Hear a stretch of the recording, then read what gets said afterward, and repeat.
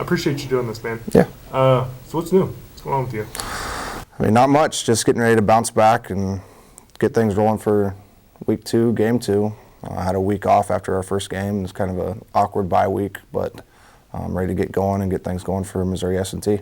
Yeah. The coaching thing, when, going back ways, but when did you decide that's what you wanted to do? It was probably my junior or senior year of high school.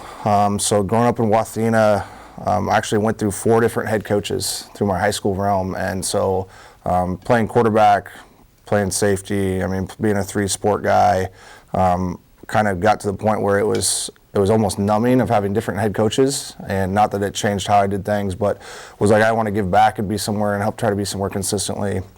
And then at that point, I knew that I still wanted to play in the college, so bounced around a couple different places. Obviously ended up here back at Missouri Western, and that was kind of where things took over. And I had a chance to student assist when I was my first year here back, and started that with Wes Bell and Coach Partridge.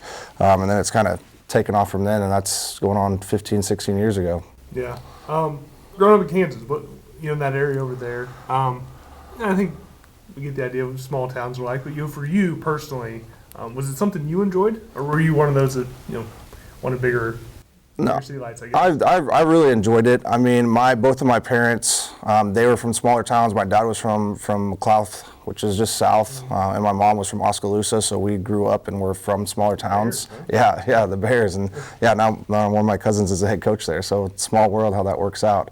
But no, it was good being from a small town and kind of growing up that way. We were super competitive.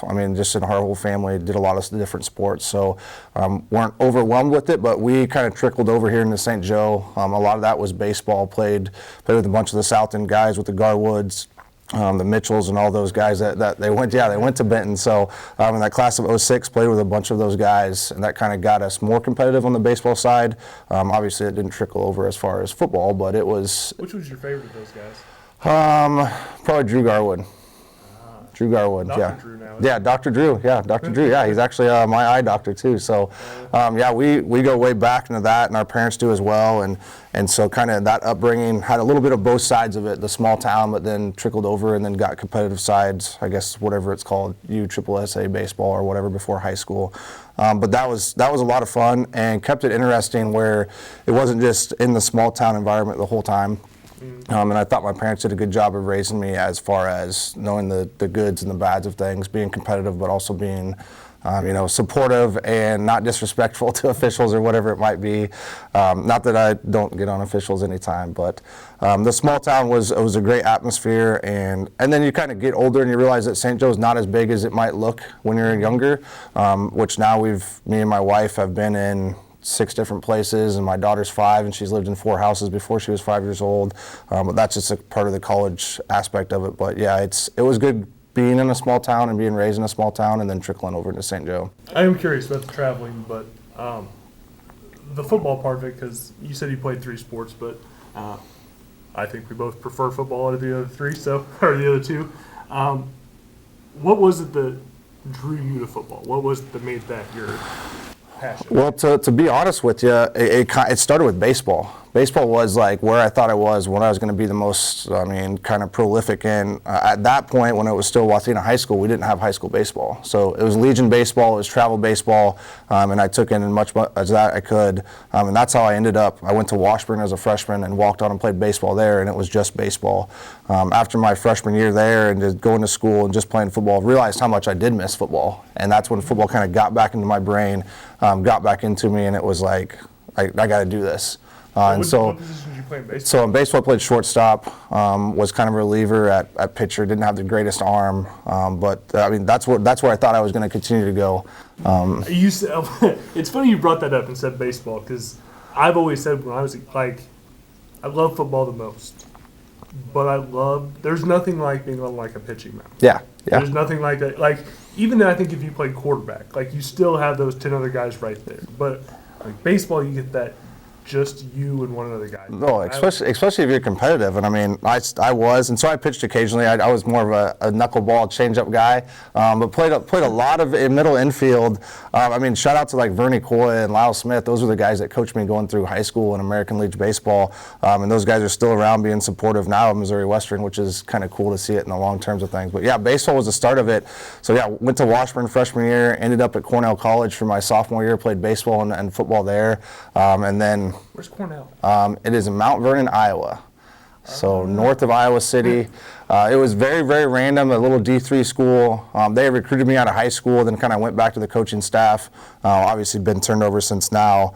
But those guys reached back out to me, and I reached out to them. I was just like, hey, what can we get going? What can we do? So went up there for a year, then ended up back in Missouri Western, and that's how things then started back here, being back home. Yeah, and I remember we had a class together. I don't remember which one it was, though. So I remember when you got back to Western.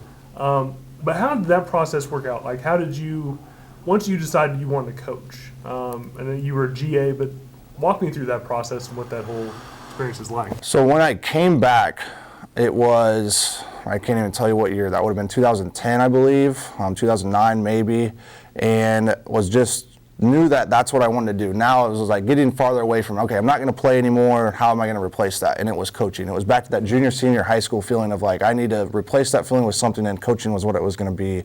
And it actually first started with just getting on the Misha website. And my first ever job was actually at Union Star High School. And I literally just looked it up on the website, what was close to St. Joe, what could I do, not have to have any degrees or anything.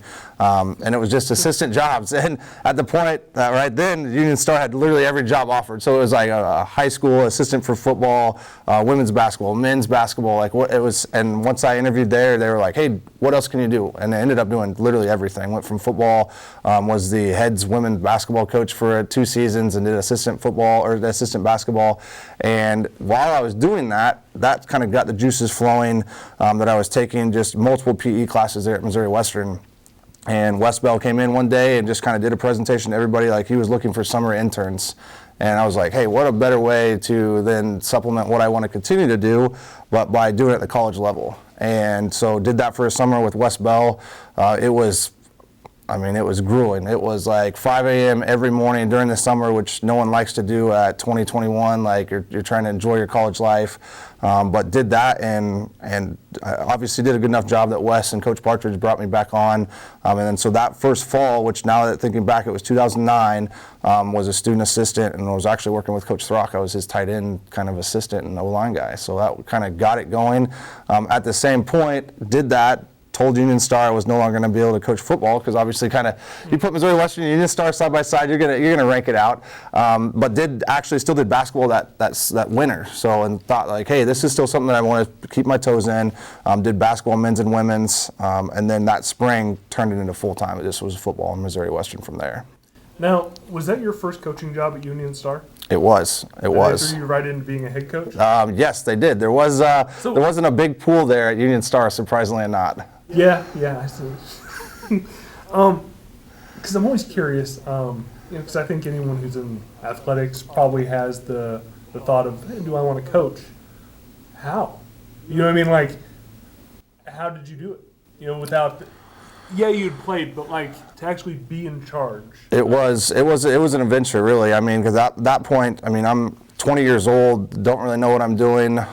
Thankfully, I was very fortunate that I had Tom Thompson, who I believe now is at Stewartsville. He was the head boys coach, so I was his assistant, so he kind of brought me along. Derek Petty, who now his wife is actually our head athletic trainer, Rachel Petty out at Missouri Western. He was one of the ADs, so those guys were kind of mentors of like, if I had questions, I could go to them. They had been in that system, they had been there, they've been coaching for probably just as long as when I started young, they started at the same point. So it was good to kind of lean on them when I had questions. And as far as I could as teach it as like I'm the head coach, I almost did it like I was a player. I mean, I was practicing with them, I was doing things that they were doing, trying to make sure they felt comfortable with everything, and it was really just feel it out as you go. And there was a lot of highs and lows, obviously being at Union Star, especially at the time. I mean, it was a lot of lows, but it was fun. And I've still got relationship with some of those student athletes that were the first ever class that I ever coached, and it's kind of I mean, kind of continued to go on to this day, and that was a good foundation of where I started, and then from there it was just like trying to pick up as much as I could as I went along. What did you enjoy most? What got you hooked? It's a challenge, but what was it about coaching? And then once you guys started, you're like, okay, this is. It was really the relationships with the student athletes, and just trying to feel a way into making them not only want to play for you hard, but then also trust you at the same time. And then that's turned into now doing it for long enough is that recruiting is probably one of the more fun things, I guess to say. I wouldn't say always fun, but the higher end of something that I enjoy doing, which is recruiting, going out to different places. Because like right now I recruit Iowa and Nebraska, but going and building those relationships, not only with the student athletes, but then with the coaches. And a lot of those things doesn't matter where that coach goes, you're going to have that relationship with them no matter what. And that's kind of continue to push the coaching aspect. The X's and O's is great, and you continue to learn that year to year, but recruiting changes every year because you have a new cycle, you might have different kids, but it keeps things interesting from semester to semester. And how long was it until you were comfortable schematically? Because, I can't imagine you were a lot like me. There was a lot of just simple stuff, really, in football. It might be a blitz, a cover two, man, whatever. That was probably about it.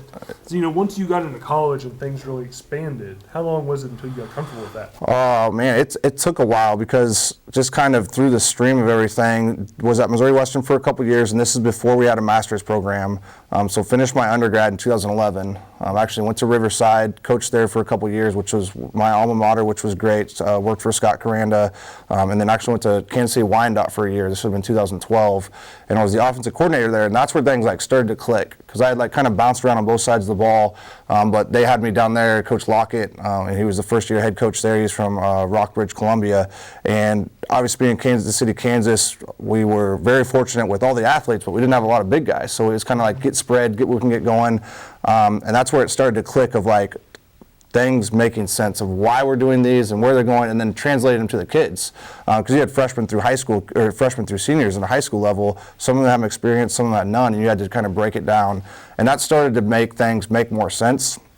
And was very fortunate that year. I mean, went from the OC to then started the first ever strength conditioning program there at Kansas City Wyandotte, which we based heavily off of what Baser Linwood does, which they have a tremendous strength conditioning program.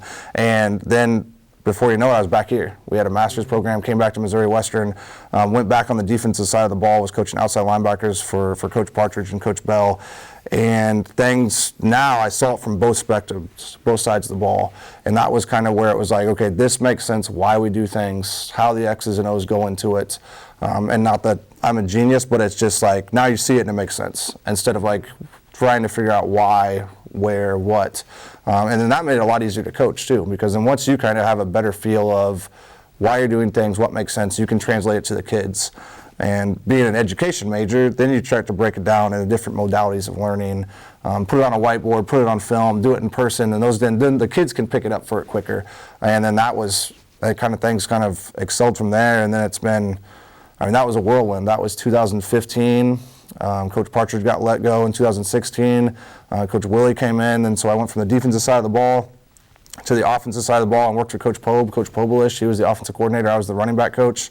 And then a year later, we're down at Southwestern Oklahoma State, and I'm calling a defense at like 28, 29 years old. And I always look back on that now. I mean, that's going on like 8, 9, 10 years ago of like how fast all that happened and how crazy that was. But, and I've heard people say this about Andy Reid, that he could, I don't know if it's true, that he could be a great defensive coordinator because of the offensive side. Did that help you? Absolutely. I tell guys that all the time, especially our younger coaches. It's like, if you get an opportunity to go on the other side of the ball, it might be scary. It might be like, okay, can I really do this? It doesn't have to be long term, especially if you know you want to be on one side or the other, but the experience is like just so eye-opening. So I coach running backs. Like, talk about the one place where you have to know all the blitzes coming at you, what's happening on the defensive side. And so then seeing it from that side and then being able to translate blitzes and fronts into what's going to make it more confusing for guys up front on the other side was just like night and day. It was one of the coolest and best opportunities of my career. Yeah. And, Partridge had a good career at Western, and Coach West Bell, I like him a lot. What did you take from your time there under him? What was something, a couple of things that maybe that experience really taught you? No, working for Wes was awesome. I mean, we still stay in touch to this day. I mean, we've got Gavin now playing for us. I mean, and then his youngest son that's now playing there at Cameron. But we stay in touch. I mean, what he taught just fundamentally based, and really then translating that fundamentals into the passion of the game. I mean, to this day, you can go out and watch him be the head coach at Cameron, and it's still like he's coaching at Missouri Western, coaching at Central Missouri. He's just so passionate about what he does, and for the right reasons. Obviously, winning and losing is huge, but it's about the kids and about what you want to do to translate that into the kids, and that's a lot of what I got from him. All the way down to, again, I tell our young coaches of like, Wes Bell would have the players over on Thursday night and the GAs right after that to feed us and make sure we're taken care of. And there was never a time or place that you couldn't pick up a phone and he wouldn't be there, and to this day he still is. And that's something that will stay with me throughout my entire career, and I'm very fortunate that to still be in touch with Wes Bell and continue that relationship. Was there ever a time where you're like, maybe this isn't it, but like, when you're moving around so much like you were talking about, is there ever a time where like, I could have just stayed at Riverside, stayed at a small town, just been a head coach there, and been probably happy doing that? Yeah, I mean, to be honest, the main time that happened was when we got let go at SWASU. I mean, if you've ever been fired from a position before, it's like, all right, now what's next? We could have done all these different things, especially, I mean, that was pretty right after COVID. I mean, that's 22, 23, right after COVID, and we're looking at like, we could have went and coached high school. Me and my wife, we could have gone and taken a Texas high school job, gone back to Kansas, gone back to Missouri. But it's like, then once you kind of get past that initial, it's almost like a fear of like, what is next? What do I need to do next? Once you get past that, then you're like, okay, everything's going to be fine. It's not the end of the world. The sun's going to come up. And sometimes you get that feeling every time you lose a ball game. You know what I mean? Like, you're like, okay, we lost. What's going to happen next? And we even talk to our kids about it. It's like, okay, the sun's going to come up tomorrow. We're going to be all right. We're going to reset and get things going. So that was probably the biggest and most, defining moment of like, do I really want to do this? Is what I want to do long term. But then otherwise, it's been a blast. The opportunities that I've had here, Graceland, Southwestern Oklahoma State, the high schools that I've been to. I mean, it's like one of those things that once you're in it, you don't turn back. You just keep going forward. Yeah. And now you're back at Western under Fenwick. And get to the recruiting part. You said you really liked that.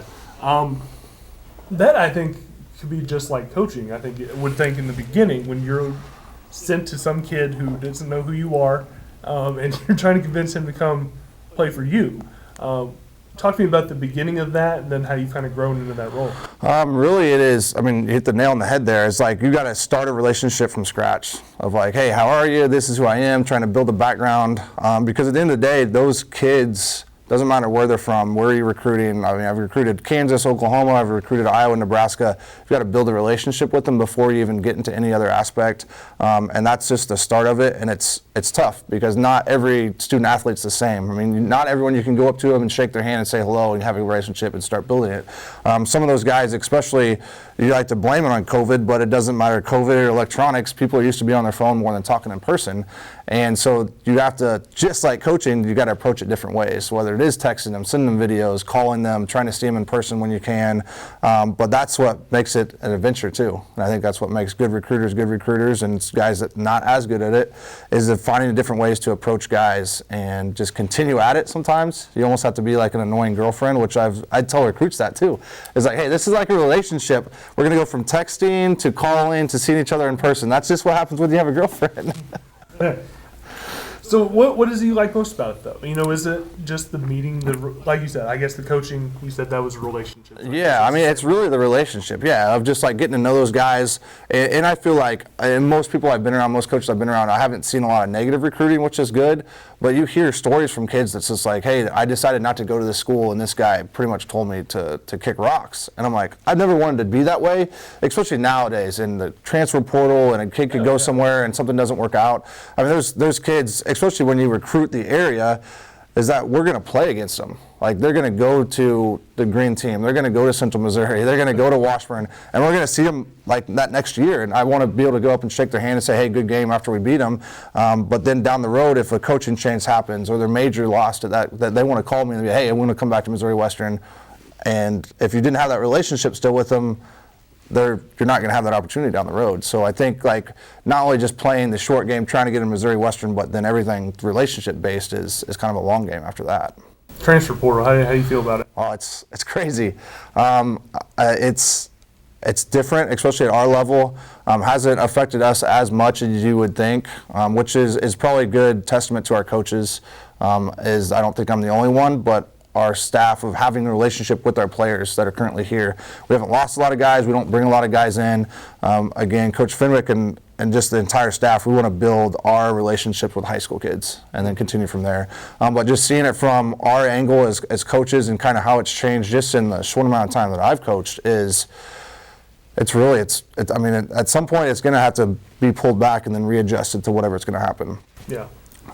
You know what I think would be hardest about your level of coaching, and it kind of reminds me again of the Green Team, specifically basketball and that run they had with Mac, and you look at that team and you're like, those are Division I players. Yeah. How difficult was that part of it where you're like, you're watching a kid and you're like, are you an NAIA kid? Are you a Division II kid? Are you NAIA? Could be, you know what I mean? That whole, where do you belong? Yeah. How difficult is that to kind of gauge, I guess? That's the problem. I mean, like the evaluation part is probably the hardest because you could be right the entire time or wrong the entire time. You're really not going to know for either a couple years later or as soon as it happens, you're like, okay, this kid isn't supposed to be here. Mm-hmm. And you saw that a lot in the MIAA this past year of guys being at a Division II school and now they went straight to the Big 12 or they went to, a kid went to UCLA, like, what was different from, why did those guys not get recruited out of high school to those schools? But then all of a sudden they get an experience at the MIAA level, which also then helps us. You know what I mean? Because then we could say, hey, this is as high as you can get, and somebody's going to find you. It might be a year, it might be 2 years, but then it's also going to show up on film that, okay, you might have thought you're a Division I player, but you need to be in D2 and you can be the best you can here. And having a little bit different look of it now, being at Graceland for a year and a half, of like seeing that there is the next level.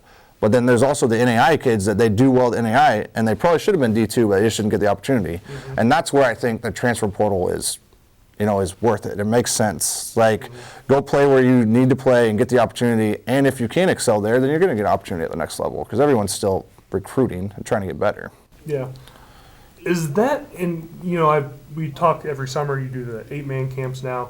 Is that, what made you decide to get into that and do that process? And, I think it's great. I've always thought Western's biggest problem is that there's a divide. It's like the highway divides them in the community. Yeah. And I think you guys, and Minley, credit him, they've done the free attendance for the basketball games, things like that.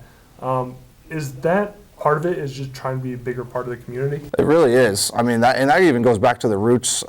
Jerry Partridge and the staff then, we used to always do the 7-on-7 in the summer. Obviously now St. Joe's everybody's going to have turf fields. That might change in the future, but we were the only place with turf fields. So we could get Central, Lafayette, and Benton, even the smaller schools, Savannah, and then you get the 8-man schools coming for 7-on-7 and 5-on-5 in the summer. And that was just a way to build a relationship. And like you said, get them across the highway, come to campus, come and see things. And now it's kind of grown into now of us doing it. I mean, we had been there for 8-man team camp the last 2 years. We have almost 20 teams that are from around the state, but how tight-knit then that group is. I mean, you understand how high school coaches are, and that's just as important as the recruiting aspect of the kids. It's the coaches too. I mean, not every kid's going to go play college sports. Okay, but if they're from the area, where should they go to school? Well, how about they already have a relationship with somebody at Missouri Western? They come to Missouri Western just as a student, not even as an athlete. Yeah. And then the 11-man, we've grown from the first year we did it two summers ago to having 5 teams. So this year we had 12. And that was just an explosion of people then being on campus and seeing what's going on, our interaction with those high school coaches. And it's been really a breath of fresh air. Because we want to get as many people as we can on campus, and our dorm people and our CAF people have been tremendous with that, and it just continues to grow. And if we have more room, we're going to continue to add people to that because it's a good opportunity not only for us in recruiting, but then to get people on campus too, and it's been huge. Well, it feels like maybe, and it's tough because I know it's more year to year with them, but when the Chiefs start asking for more, that also helps you guys, right? Yeah. as far as I mean, it really facilities does. and Yes, it all? really does. Like, I mean, a good example of that is the turf in the indoor. I mean, it's brand new as of last spring, I think, is when it got put in, and that was something that like they really pushed for. So it's like, if the Chiefs are going to ask for something, that's usually when it definitely happens for sure. Yeah. So for you, and I know it's a tricky business, but what do you want to do? Like, is there a goal in mind for you? Man, I've been asked that the last couple of years, just kind of the moving around, obviously getting more seasoned, I like to say, more experience, Start showing in the beard. yeah, I mean, it's showing up a little bit. The long hair is not getting as white and gray yet, but, like, it's pushing to the aspect of, everyone always asks me, like, do you want to be a head coach? I don't think that's exactly what I want to be. I don't have that aspirations yet. Maybe that bug will come and bite me, To be but honest, though, you talk to head coaches, and I'm not saying all of them, but a lot of them be like, no, you want to be a coordinator. yeah, Like, yep, absolutely, absolutely. Like, and that's where like I'm in a good position right now. Obviously, in being back around my hometown of being a special teams coordinator, I'm still in charge of all the special teams. I still get to work underneath other coordinators, and I've talked to Coach Fenwick about this, and Coach Carter, Andy Carter, our AD, of like, I'm not in a big hurry of going anywhere. You know what I mean? I feel good about where we're at. My family loves it here,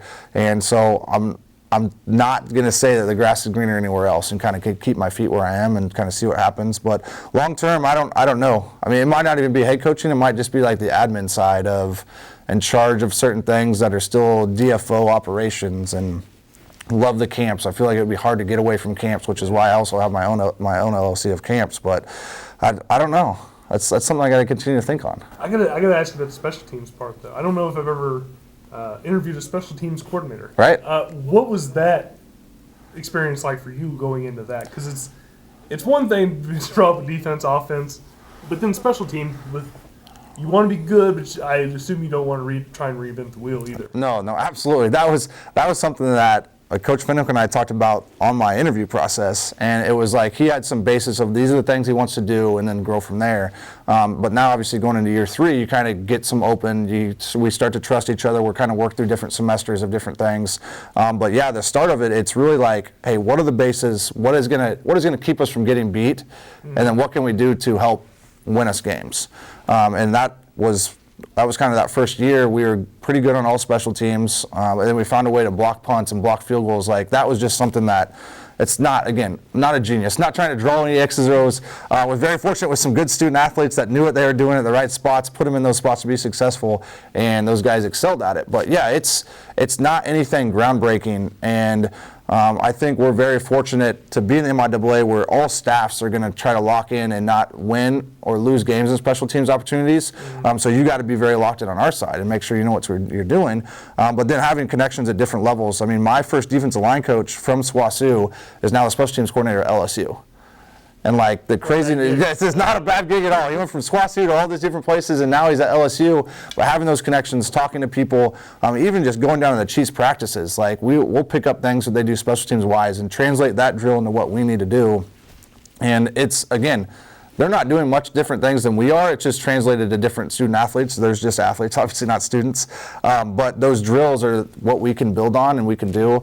And then, yes, trying to put those guys in positions just to be successful, whether it is kicker or punter, but it's the people you don't see. I mean, it's the long snapper that doesn't get credit, even though he is a perfect long snapper. I mean, we were fortunate the last 2 years, Kanan Jackson was our starting long snapper. And now we've got new guys. We've got Trey Stone or Aiden Monzon, and those guys haven't had game experience, but no one would know what they do until they do something bad. And there's not a lot of positions that are like that, you know what I mean? Like maybe DB. Well, I was going to say that. I was going to ask that question if once you got special teams, because boy, it feels like the mistakes stand out more on that side of the ball. Yes, yeah, there's no doubt. I mean, because when we go block a punt, then obviously somebody did something wrong, and it's great for us, but it sucked for them. But then if it's on our side, if we have a bad snap, if we fumble a kickoff, if we fumble a punt return, everyone's watching it. Yeah. But then if nothing bad happens, no one notices it. And it's the same with kickers. I mean, we are very fortunate with Cody Watson, who was an All-American, but even him himself missed some extra points, you know what I mean? And like it comes down to those things, and we talked about it even this last week. We missed a field goal, we missed an extra point, we lost by 4 points. Well, there's 4 points right there. And those are things that even non-football people, that's what they see on TV. Well, yes, we see it as coaches, and we harp on that, and that's what we want to get better at every week. But if he makes those, maybe we still lose the game, maybe we win the game, but then no one would even would bat an eye about it. So it's very judgmental when they do something wrong, but every time they do something right, there's not as much credit given to them. Yeah, for sure. But it does help if you want to be a head coach, right? Yeah, no, I think so. Because you were involved with the entire team. It really is. That was a good conversation when I was at Graceland with Pat Ross up there. I was in charge of special teams, but I was just coaching the defensive line, so it was a little bit different of coaching aspect. Now I coach the linebackers, so you see a little bit more of the field. And we had a conversation, we sat down, and he was like, you've got to do a better job. And him talking to me of like getting to know the rest of the team. I was very hard on like, okay, the defensive guys are going to be on our special teams, but you got opportunities for receivers. You got running backs, you've got tight ends, maybe some offensive linemen that can fit in the spots. And that was where I was kind of like, that makes sense. Like I need to overlook the whole team of getting the best guys on the field, because as a coordinator, you're the defensive coordinator when I was at SWASU, and it's just like I'm just worried about the defense. Offensive guys, Chet's going to figure that out. Tyler's going to figure that out. And wherever you are, but now you're on special teams, and it's look at the whole team minus maybe the quarterbacks, and what can these guys do when we're on the field, and how can they help us? And that then goes all the way back to those relationships we're talking about. Like I probably got better relationships with the offensive guys than most of the other defensive guys on the staff, just because I interact with them during special teams. Yeah. You have the camps. Do you have more goals things you want to do at Western? Oh, I mean, man, just keep winning, right? I mean, what? Yeah, but I mean, like as far as what you guys have done off the field, I know you want to win. Everyone, I get that, but you've done the camps, things like that. Are there more things you want to do? I think now being back and getting back in the community is something that, and I can do it with the camps more, is being more interactive and doing stuff in the community. Whether it's even like we were talking about going to the high school games, being around those guys when they're back on campus. I don't have any like true goals set, but I think it's just, if we can be involved from our side, and this is just me, I mean, and we're doing a great job in Missouri Western of being involved with St. Joseph, St. Joe being involved with us. And I mean, it goes even to like Brett Easley, like a huge connection to Missouri Western. Now he's with St. Joe. Like how we can connect with each other and continue to grow that, because I think that's not only going to help Griffin football, but it's going to help all of Missouri Western as a general. And that's something that us as coaches, obviously during the season, it's hard to do. But besides the 11 guaranteed weeks of play, we have recruiting, we have spring ball, but we have some time to interact with the community. I think that's something that would be huge. Yeah, and finally, I'd love to ask this question to end things. And especially for you, from your perspective, because now you're high school, college, what advice, and you can do one thing, 5 things, it's up to you, but what's important, what would you say to high school kids, or I guess college kids too, about athletics, and just whatever your advice may be? What's important to you? Really, I would say is it doesn't matter where, but find a place that is comfortable for you. Seeing it from different angles, whether it is at the high school level, being at NAI, being at MIAA, being at the GAC. If you want to play, there's an opportunity everywhere for somebody to play. It doesn't matter what sport. And if you don't want to play, but you're part of athletics, I mean, we even still to this day, we're looking for video managers and equipment managers. If you really want to do it, seek it out. And there's a place for you somewhere. And I mean, that even is kind of the root of my story of starting as a student assistant and now, in full, and you're back here. And then continue to be persistent in whatever you're doing. And it doesn't have to be college. It doesn't have to be, going to college. I mean, if you want to go in the workforce, go in the workforce. But whatever you're going to do it 100%. And then understand that the grass isn't greener on the other side. I think that's one big thing that goes back to the transfer portal. But that's no different just in life. You know what I mean? Like, it doesn't mean because I'm going to go get a different job, get paid more, that it's going to be better for me or my family, or wherever you're located. Like, I think St. Joseph in Missouri is a good location. Like, I've been north of here, I've been south of here. You know what? Like, enjoy where you're at, be where your feet are at, and enjoy what's going on. Okay, I lied. One question. How do I get better at golf? Oh man, you gotta play a lot more. But I'll definitely play with you if you want to. No. I've seen you win trophies and stuff. Yeah, I'm all right. But that's the persistence of it. I mean, it used to be. I wish I would have played in high school, which we didn't have in high school. Picked it up in college. Like, it's one of those things. But that is a true definition of like be persistent at it. To the point that then football season starts, and then it's like, then I have to take 3 months off until next spring before I pick up a club again, and then I got to start from scratch. But hey, you've got indoor courses now. We've got the one up in Savannah, I think the Bunker. There's a new one downtown that I've got to check out this winter. So I'm going to find a way to get the sticks out. But to get better at it, you got to play. That's for sure. I know. It's expensive though. It is. Well, man, I appreciate you doing this. I always enjoy talking to you. Absolutely. Thanks so much.